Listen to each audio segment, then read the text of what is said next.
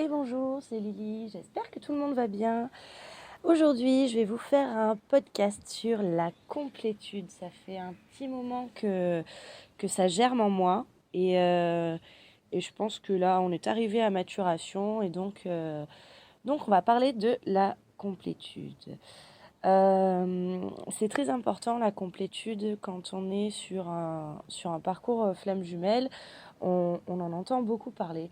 On nous dit la complétude, quand tu arrives à la complétude, etc. Et c'est vrai que c'est un petit peu, des fois dans ce qu'on peut lire, c'est le moment où en fait celui qui atteint la complétude va se sentir mieux et ça emmène aussi un travail chez l'autre. En tout cas, c'est ce qu'on peut lire. Je suis pas forcément OK avec ça avec le recul. Je vais vous expliquer pourquoi vite fait. La complétude, ouais, c'est cool. Effectivement, c'est super cool. Faut pas croire que c'est quand même un état de grâce hein, non plus.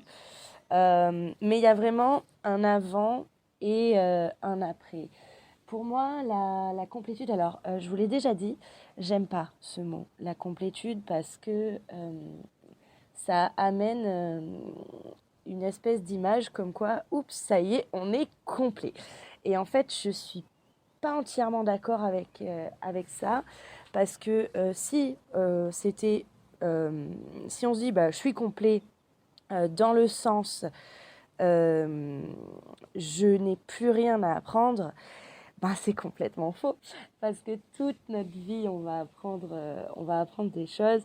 Moi, ce que je sais et aujourd'hui, bon, ça me trotte beaucoup dans la tête, c'est je sais que je ne sais rien. C'est-à-dire qu'il y a des moments où je sais des choses et, euh, et en fait, on se dit chouette, etc. Mais en fait, c'est des choses qui vont résonner avec mon cheminement, mes compréhensions, etc. Je pense avoir eu la globalité.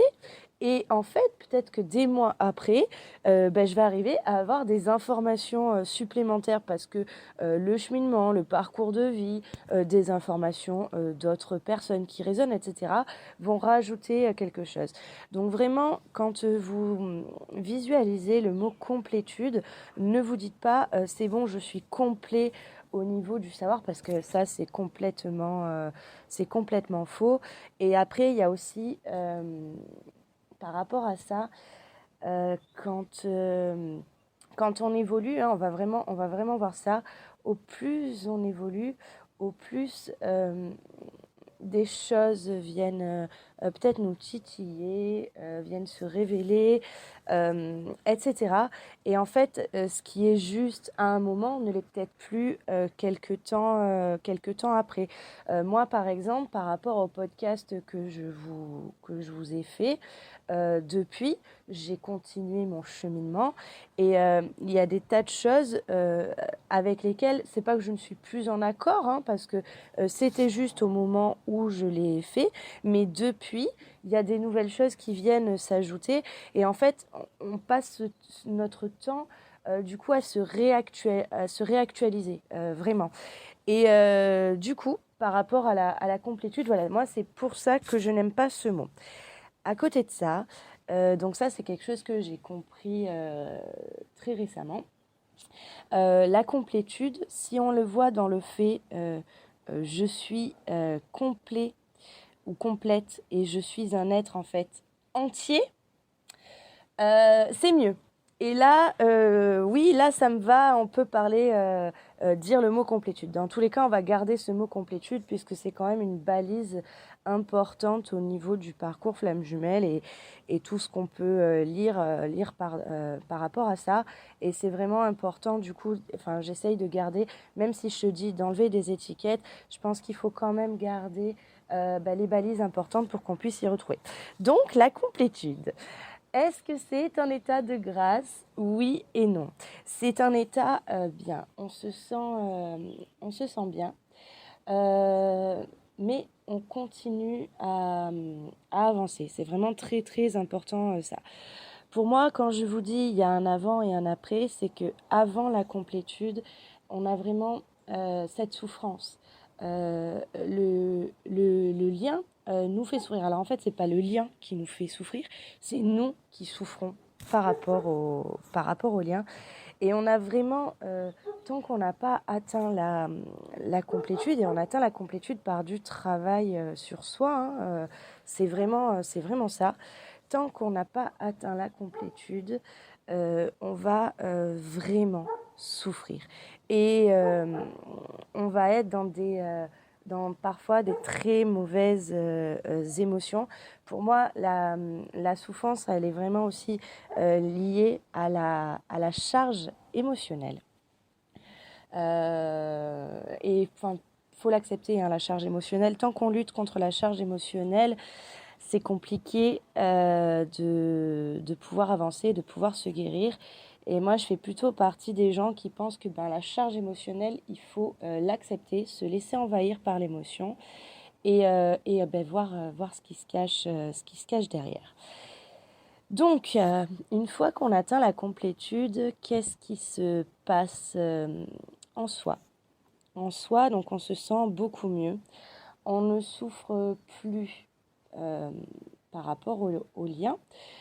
On est dans l'amour inconditionnel de son autre, mais en premier, bien sûr, on est dans l'amour inconditionnel de soi. On ne peut pas être dans l'amour inconditionnel de son autre si on n'est pas dans l'amour inconditionnel de soi. Ça ne veut pas dire qu'on ne va pas, on ne va plus souffrir. Ce serait complètement faux de dire ça. C'est juste qu'une fois qu'on a atteint la complétude, quand des situations viennent nous piquer, donc que ce soit en lien avec son autre et en lien avec tout, en fait. Je pense qu'il y a vraiment ça, c'est qu'au moment où on atteint la complétude, en fait, on arrête d'être focalisé sur son autre, on prend de la hauteur, on prend du recul et on voit tout dans son ensemble. Et donc, on se rend compte que nos réactions, nos surréactions qu'on peut avoir par rapport au lien, par rapport à notre autre, en fait, on peut aussi les avoir vis-à-vis d'autres personnes d'une autre manière. Et en fait, on s'aperçoit qu'on se focalisait un petit peu trop sur notre autre et et pas assez sur soi, bien évidemment. Hein. C'est le B à bas du parcours flamme jumelle, hein, c'est de se rendre compte de ça. Et donc, comme je vous disais, on va avoir des situations quand même qui nous piquent. Hein. C'est pas parce qu'on atteint la complétude que on fait, euh, on fait pipi des paillettes, on saute de nuage en nuage en disant oh mon Dieu que la vie est belle, que la vie est belle tous les jours, en disant oh tout va bien, je suis pleine de lumière et mon Dieu que ma vie est géniale. Alors bien sûr, on est plein de gratitude. C'est très contradictoire hein, ce que je vous dis. Bien sûr, on est plein de gratitude. Bien sûr, on est heureux, on est dans sa lumière et on n'a plus d'appréhension. On est dans une espèce de foi. Donc, quand je parle de foi, je ne parle pas de religion. Ça appartient vraiment à chacun. Mais on a confiance en l'avenir. On a confiance dans le présent. C'est-à-dire qu'on accepte que tout ce qui se passe au présent, y compris ce qui vient nous piquer parfois fortement, c'est ok et c'est pour nous apprendre quelque chose. Et justement, ces situations qui viennent nous piquer, à partir du moment où on est dans la complétude, en fait, on les identifie de suite. On se sent de suite, on se sent mal, tiens, là, il y a quelque chose qui me travaille. Et en fait, on va aller regarder de suite, on va pas fuir. Et du coup, là où avant, ça nous aurait pris peut-être des mois pour guérir la blessure, ça va nous prendre beaucoup moins de temps. Et on accepte en fait que les blessures émotionnelles, euh, elles- on a travaillé pour les guérir, mais ça ne veut pas dire en fait que c'est fini et qu'on n'aura plus jamais ces blessures. Parce que rappelez-vous ce que je vous avais expliqué, je vous avais mis ces blessures en vous disant c'est un espèce de vase. Chaque blessure est un vase qui donc au moment du début du travail est très très très rempli et qu'on va vider. Mais ce vase peut se remplir à nouveau, des situations de vie, etc. vont venir titiller. Et en fait c'est juste qu'on travaille au fur et à mesure. Donc, aïe, là, ça me pique. Qu'est-ce que c'est? Ouch, c'est un petit peu ça qui me travaille. Pourquoi? Etc. Et en fait, on guérit au fur et à mesure. On laisse plus les trucs pourrir, en fait. Et donc, ça, c'est absolument génial. Au niveau de la complétude, il se passe aussi autre chose, donc notamment quand on est flamme jumelle, parce que je voudrais vraiment faire un point très important, c'est que la complétude, pour moi, c'est un état qui est très important pour n'importe quelle personne, flamme ou pas flamme. Après, c'est vrai que dans le parcours flamme jumelle, elle est très importante parce qu'elle amène d'autres choses. Ça va amener à la mission de vie. Généralement, on commence un petit peu avant la complétude à se poser des questions sur sa mission de vie. Là aussi, je voudrais vous dire quelque chose de très important. C'est la mission de vie, en fait, on n'est pas missionné par l'univers qui va nous dire tu as cette mission, écoute-moi et fais ça. Non, pour moi, en fait, la mission de vie, ta mission et ce que l'univers te dit, en fait, c'est trouve ta mission de vie, c'est trouve ce qui te fait vibrer, ce pourquoi tu es fait ou faite, et trouve ce qui te rend heureux. Moi, je le prends vraiment comme ça. Après, ça appartient à chacun, mais moi, c'est vraiment comme ça que je le prends. Et c'est vrai que à partir du moment où on fait ce que l'on aime, où on se sent bien, en fait, on se sent droit dans ses bottes, on sait qu'on est au bon endroit. Et pour moi, la complétude, c'est ça, c'est ok, ben, j'ai beaucoup travaillé, hein, et aujourd'hui, je suis au bon endroit. Retournez-vous 5 minutes, regardez où vous étiez il y a quelques années, effectivement, ben, il y avait cette espèce d'injustesse des choses, alors que pour autant, tout le parcours est juste, mais vous vous disiez, oh là là, je suis pas là où je dois être, ou ça, c'est pas normal, j'aimerais être ailleurs, etc. Quand on est dans la complétude, on n'a plus ces questions-là, et en fait, on sait qu'on est au bon endroit, on sait que on avance, on sait qu'on va avoir des épreuves, hein, il ne faut pas se leurrer, on continuera à avoir des épreuves dans notre vie, quelle qu'elle soit. Mais alors, c'est pas on a fait le plus gros du travail, mais en fait, on a fait le plus souffrant du travail. Et vraiment, la complétude, elle marque ça, c'est qu'après, on ne souffre plus aussi fort en globalité. On se sent mieux, on avance, on est dans l'amour inconditionnel. L'amour inconditionnel aussi, donc je vous ai parlé de l'amour inconditionnel de soi, qui va amener à l'amour inconditionnel de son autre. Donc on n'est plus dans l'attente de son autre. Quoi qu'il ou elle fasse, on l'aime et c'est comme ça et c'est ok. Même si lui ou elle ne répond pas à ce qu'on avait imaginé. Et il y a aussi ce que je vous disais, quand on prend de la hauteur et qu'on regarde la vie d'ensemble, c'est l'amour inconditionnel des autres. Et ça, je trouve que c'est important parce que l'amour inconditionnel, ce n'est pas que pour soi et que pour son autre. Il y a quelque chose, alors j'arrive pas vraiment à le définir, peut-être que j'y arriverai dans quelques mois à vous l'expliquer, mais on est dans l'amour inconditionnel pour tout. Et ça, c'est cool. C'est vraiment très, très cool. Qu'est-ce que ça amène d'autre, la complétude? Au niveau du parcours, on entend beaucoup, donc c'est ce que je vous disais un petit peu au début, une fois que vous êtes en complétude, c'est l'autre qui va se mettre à travailler et c'est ça qui peut potentiellement amener à la réunion. J'ai dans un des podcasts, je crois que c'est celui qui parlait du parcours, c'est ce que j'ai expliqué. Aujourd'hui, je suis moyennement d'accord avec ça parce que je pense que c'est encore se focaliser sur son autre que de penser ça. Et en fait, on s'en fout de ce que ça amène chez l'autre. Nous, on a travaillé pour nous, on travaille pour soi. Et par effet miroir, quand on travaille pour soi, en fait, alors c'est pas le travail est fait chez l'autre, c'est l'autre, en fait, il travaille pour lui, peut-être pas en conscience, mais en fait, c'est lui ou elle, hein, mais l'autre travaille pour lui-même. Et du coup, le fait d'être en complétude ne va pas amener euh, l'autre à travailler plus fort. Par contre, je pense que ça peut l'amener à travailler de manière peut-être un petit peu plus douce et moins souffrante, puisque par effet miroir, comme la personne qui est en complétude se sent très très bien et n'a plus la souffrance, et l'autre ne ressent pas de la souffrance, etc. Et donc c'est peut-être plus facile aussi de ce côté-là. Mais voilà, vraiment, moi je le prends de cette façon maintenant. Après, peut-être que je suis dans le faux, hein, et peut-être que dans quelques temps, je vous dirai, non, finalement, si, ça a vraiment amené quelque chose. Mais je pense que vraiment, le travail est propre à chacun. Et oui, il y a vraiment cet effet miroir qui va galvaniser les choses. Mais la complétude, c'est pas un passage de flambeau.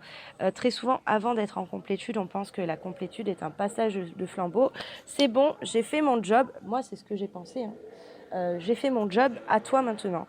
Et non, non, non, parce que moi j'ai fait mon job, mais je dois continuer à faire mon job. Tous les jours, on fait ça, en fait. Et c'est ce qu'amène la complétude.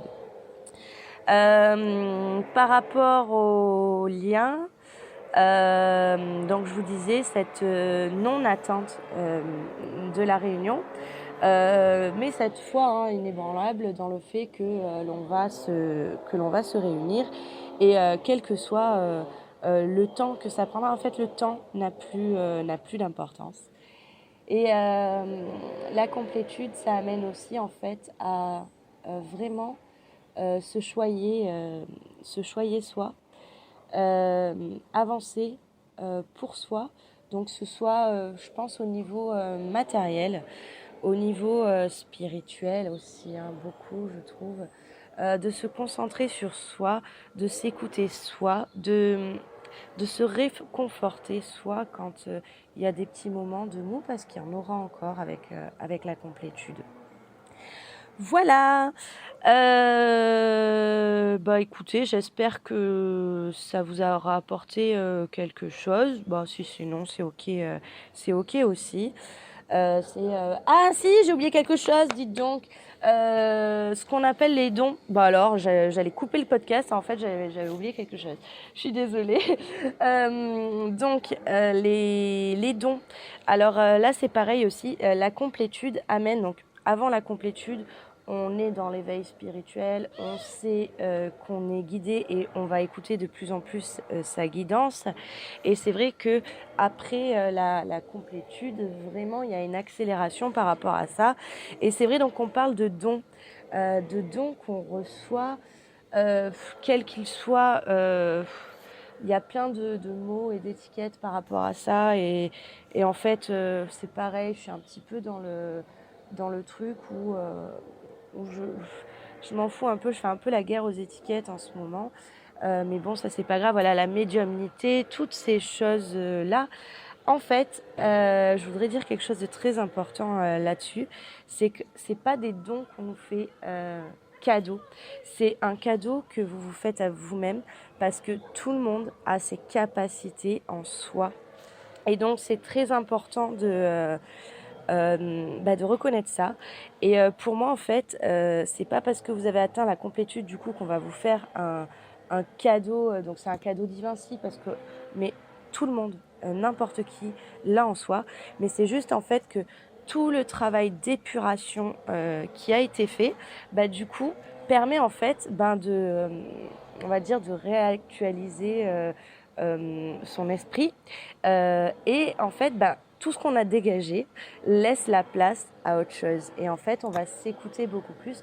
Mais voilà, c'est pas un don qu'on reçoit, c'est quelque chose qu'on a déjà à l'intérieur de soi et qu'en fait, on est prêt à regarder et à avancer. Voilà, ce coup-ci, j'ai vraiment fini pour la complétude. Donc non, ce n'est pas un état de grâce, mais oui, c'est un état de bien-être, d'amour inconditionnel, de gratitude et de reconnaissance qu'on est sur un chemin perpétuel. On sait un petit peu où on va, mais on sait pas ce qu'on va avoir dans le voyage. Et ça, c'est super cool. Et voilà, ce fait d'avoir levé aussi la souffrance. Je vous dis à très bientôt.